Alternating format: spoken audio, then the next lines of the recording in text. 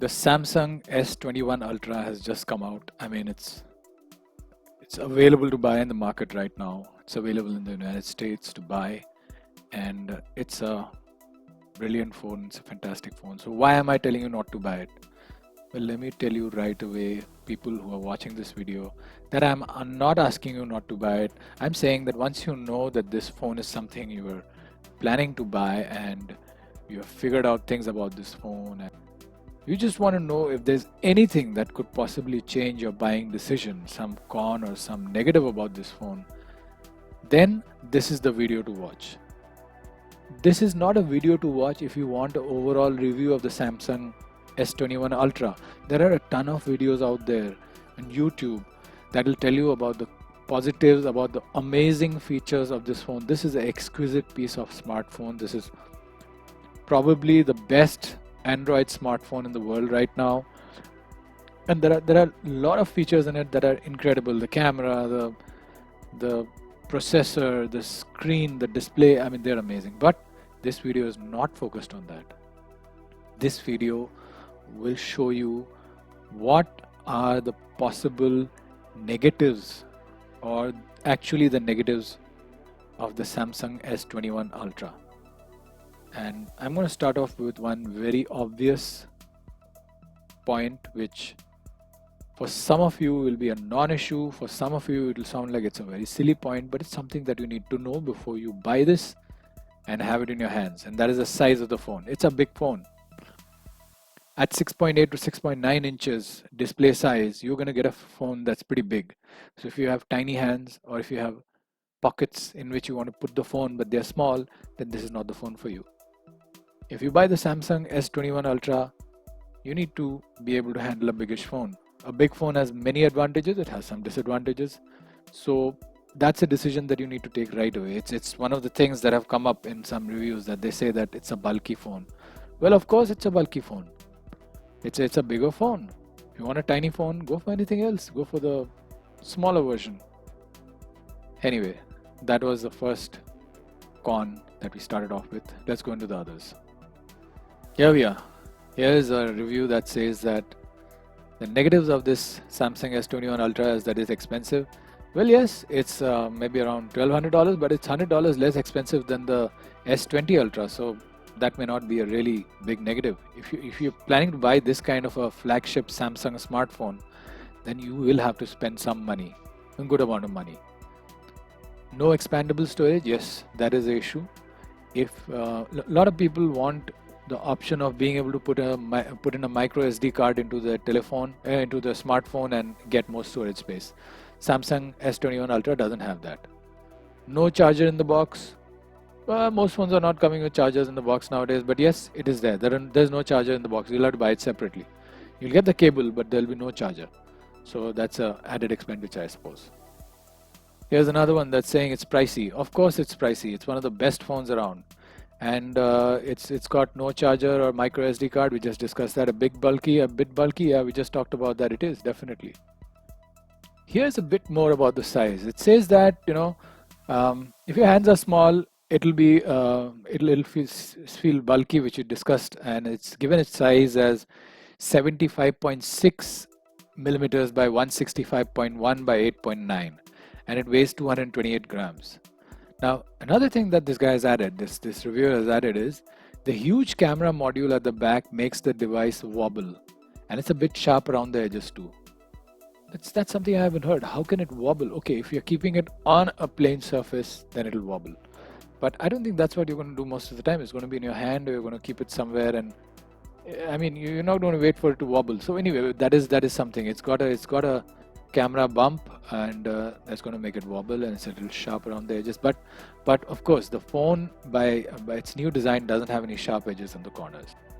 Here's another review that's talking about no charger, no earphones in the box. Earphones, forget it. Nobody sends earphones nowadays, so you can't even expect it. But no charger here, no micro SD slot. 128 GB base storage. That is not too much. 128 GB is not too much for a flagship smartphone like S21 Ultra. You need more storage. You can get it, but it's going to cost you. I think the next level is going to cost you $50 more. But if you want 512 GB, it's going to cost you almost $1,000 more.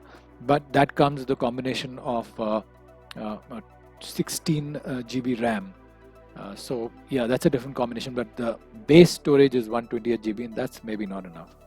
And another point is Samsung Pay doesn't support MST in some markets. MST, that is a way of making payments even in the old credit card machines. So if you don't know about it, you don't need to know about it.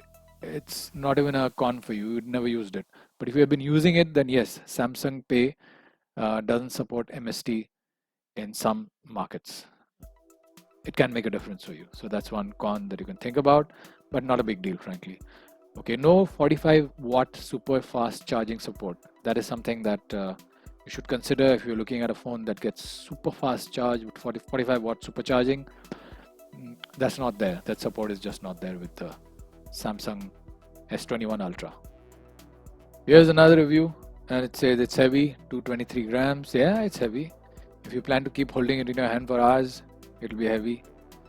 Lacks a micro SD card slot. Yes, we talked about that. $1,200 is still expensive. Of course, it's expensive. We talked about that too.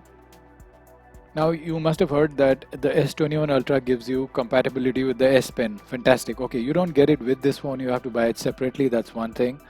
And beyond that, the other thing you need to know is that you don't get the advanced stylus features with the Samsung S21 Ultra. Features like Bluetooth shortcuts and Spot to embedded in the body of the phone are only there with the Note 20 Ultra. So if you're very excited about the S Pen, please know that it doesn't have all the advanced stylus features. And here's another one who adds on one new con, which is dull color options. This is strange. I mean, you're gonna see the phone and you're gonna choose it only if you like the color. So, well, I mean, I think the color options are great, but yeah, if you want very bright color options, then that's a con for you. Now here's someone who's gone a little granular with the cons of the Samsung Galaxy S21 Ultra. He talks about price first, which is understandable. It's 128 GB is for $1,199, and he says that the iPhone 12 Pro Max costs $1,099, so that's a good alternative. And then he talks about problems with the AMOLED display. Now this is new. I really didn't know about this. He says that after a couple of years, the vividness of the AMOLED display goes down. And if you compare a phone that's a couple of years old with a new Samsung S21 Ultra, the screens will look different. One will look dull. I don't know whether this is a fact, but if it is, then it's something to consider. So if you're planning to keep it for the next 7-8 years, maybe at one point of time you'll get a slightly duller screen. There's another point. He says that there is a screen burn issue. I have never heard of this. I really don't know whether this is a genuine con or not. It says that if you keep something on for a long time, it leaves a ghost watermark that gets imprinted permanently. That's impossible. But anyway, this is something that he has written, so I'm sharing it with you.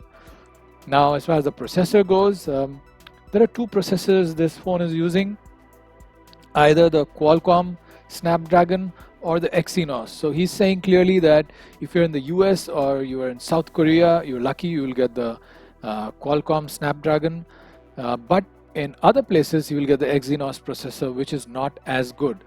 Some of the issues it has is it has heating issues, it consumes more battery, and it's weaker compared to Qualcomm Snapdragon processor. And we talked about this before, the MST on Samsung Pay. So magnetic secure transmission, that's MST. It doesn't have MST, and he's explaining it. The MST was awesome. We could use the Samsung Pay in stores even if they had old-fashioned standard credit card readers. So that's something that's not there. No S Pen in the box, we know that. Battery is non-removable. I mean, most phones come with non-removable batteries, so that's not really a amazing con or something you need to stand up and notice. 5G battery consumption, he's saying that it doesn't last a day. Fine, if it doesn't last a day, it's not a big deal, but yeah, if you use 5G, it won't last a day. All right. No expandable storage is something we've already talked about. He's saying there's a 128 GB version, a 256 GB, and a 512 GB version, and there is no 1 TB version. All right. And one point he's making is that if you are recording 4K and 8K video, then 512 GB of internal storage is not going to be enough for 8K video recording. Yep, that's a point. Yeah, this is another point that says that Samsung phones become hot, but that's, I think, common to a lot of smartphones. Bloatware, I don't think we should get into this. Yes, Samsung does come with their own apps and there is bloatware, but I mean, that's a problem with almost all phones, all new smartphones, pre-installed. All this is about bloatware and duplicate bloatware. We don't need to get into that. It's a understood thing. If you are looking at a good smartphone, you will get some bloatware. You can just uninstall anything you don't want. So he's talking about the software update. It's not extended. It's only for 24 months of release. So you'll get updates for 2 years, and he's comparing it with the Apple iPhones, which get updates almost. You keep getting updates. There's no limit, and that's what he's saying. So no headphones in the box. We know that. No charger. We already know that. He's giving a point saying that 4K or 8K video is awful. Actually, this is too much of a dramatic headline. Basically, if you record in 4K and 8K on the Samsung S21 Ultra, you'll get good video, great video. But if you're going to do it with the expensive DSLR camera, which comes for thousands of dollars, that'll be better, and that's understandable. So we can just let that be. Bixby is there, but there is actually an improvement in the Samsung S21 Ultra. Bixby is no more a button. I mean, you'll no longer be putting Bixby on by mistake while you're trying to do something else, or swiping for something else and Bixby comes on. That is not going to be there. So actually, that's not a con, that's a pro right now. Long-term performance is something that's you don't need to get into. Well, that's what he says. Very granular cons of the Samsung S21 Ultra. And here's another small con that we came across, where he's saying that the cable that's included with the Galaxy S21 Ultra is a USB-C to USB-C cable. And many people will have to buy a whole new charger if they want to use that cable with their device. And their charger that Samsung sells is for $20, $19.99. So that's something that's not great.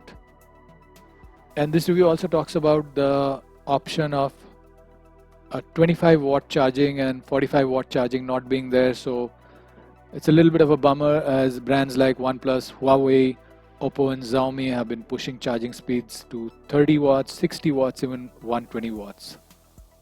Well, those were the cons of the Samsung S21 Ultra. And if you're going to accuse me of only putting the cons here, yes, this video is about the cons of the reasons that you should not buy it. But there are lots of pros to this phone. So if you want to buy the phone, you want to check out its pros, maybe you should watch another video. But this is it for now. I hope I've given you a kind of a little bit of overview of what are the possible problems and issues with the Samsung S21 Ultra. And if any of those issues turn out to be a deal breaker for you, that's sad, but at least you'll be saved from spending a lot of money. Thanks for watching, and see you next time.